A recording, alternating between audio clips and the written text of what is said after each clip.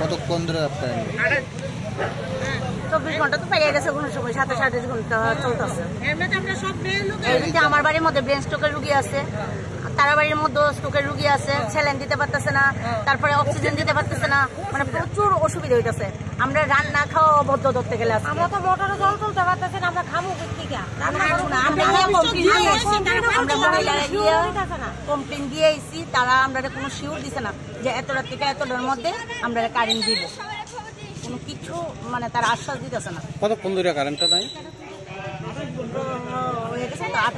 কমপ্লেনটা কোন সময় দিয়েছে? আমরা কমপ্লেন দিয়েছি 5:30। কি কইছে তারা? তারা কইছে 1টা বাজুক 2টা বাজুক কারেন্ট দেওয়া হইব, কিন্তু কোনো শিওর নাই।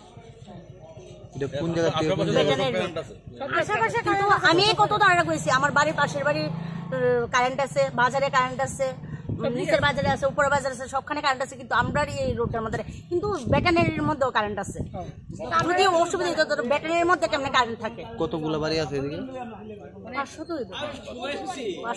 কি বিষয়ে কারেন্টটা নাই কিছু কইছে না, তারা আমরা কোনো কথাই কইছে না, শুধু আমার কাছে হাত জোড়া করছে, করে কইছে দিদি আমরা বাড়িতে যান, যে কারেন্ট কোন সময় দেবে কোনো শিওর নাই।